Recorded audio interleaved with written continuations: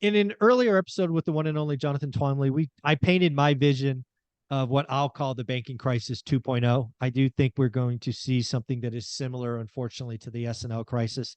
I'll kind of share that detail, but let's welcome Jonathan to the show first. How you doing, buddy? I'm doing great, Michael. How are you?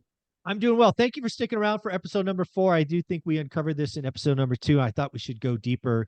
So let me kind of play out what I said in that video and really talk about this could be a problem and where it might show up. So again, I think what we may be going through over the next several years is something akin to the S&L crisis. And if you don't know what that is, it was bad. It was in the 80s. It took years. Some say a decade. I think it was more like 8 years. But at the end of it, we saw uh, thousands of banks evaporate. I think today our banking system, rough and tough, has about 5,000 banks. I think it's like 4,600 and change. There's a chance that we exit this in years to come with something sub 3,000. So, Jonathan, you and I know this would be a problem. You and I do deals in local markets from small community banks and regional banks. If we exit this with just the behemoths and big banks and super regionals, I think that has an impact going forward, but maybe I'm overthinking it. What do you think? Oh, I mean, I think it's, excuse me, a little frog in my throat. Sorry about that. It's okay. No, I think it would be disastrous. I mean, not just for real estate, but for the whole economy. And, we live in a capitalist system that requires competition. The less competition there is, the worse off we all are. And we've had this, I think, really bad trend towards consolidation for decades, independently of crises that come up like this.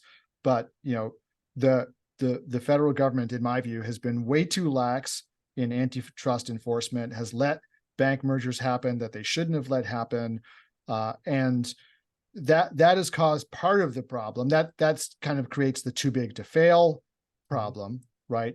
But on the other hand, you have these crises, and you get consolidation naturally through that. I mean, that always happens. But we're at a point where we may really start losing a lot of these regional banks. And the issue for all of us, whether you're a real estate investor or not, is big banks only want big business. They only want big accounts. They don't care about the small guys at all because it's just not worth their time. So what concerns me is that we wind up not having, like, small businesses and small real estate investors just wind up not having access to financial products that they need because their accounts are just not worth the while of these big banks, right? Yeah. And so what's going to wind up happening then is we're all going to be at the mercy of, like, the non-banking lending sector, which is, pretty predatory. Mm-hmm. And I just don't think that this is going to wind up being good for anybody. I think it will have a definite impact, a negative one, on economic growth and I agree. The formation of new business. I mean, we've already made it hard enough in this country to start new businesses. Entrepreneurship is declining, and banking is a big part of this, right? We've made it hard to start banks. I mean, almost no new banks get started now because it's so hard to start banks. Banking right? charter and whatnot. Yeah. Yeah. So I mean, it's you've always had to get charters and whatnot, but it just has become so difficult to start a bank that it's like a one-way ratchet. You don't see new banks popping up to fill the hole of the old banks. You just see consolidation and consolidation and consolidation, and that's it. Yeah, I actually had this conversation with Lance Lambert from Fortune, and I think it's 6 months ago. And I love this channel because I have receipts. People can go back and find the video. Check out Lance Lambert's playlist. I actually told him that one of the first areas that's going to feel it in housing because of this is builders. I out of this crisis, in single family builders to be specific, you're going to see lots of small builders who need commercial banks or regional banks to fund operations go out of business. Those loans are shut off, and none of these smaller builders have the cash or the ability to go to Wall Street and sell shares or do a bond offering to keep going. So you're going to see a lot of small, 10 unit developments, 50 unit developments just go into the ground. We're going to come out of a lot of this with just bigger stuff, bigger big banks, bigger public builders, bigger car dealerships. If we lose 1,000 small banks, it will be bad. It will be really, really bad. And unfortunately, I don't see how we stop the dominoes. I think it's coming. Yeah, I mean, I agree, unfortunately, with this, and I think that, you know, the trend of the economy over the last, like during, and you and I are about the same age, like during Mhm. our lifetimes, has been towards more and more and more consolidation and bigger and bigger and bigger, and Yes.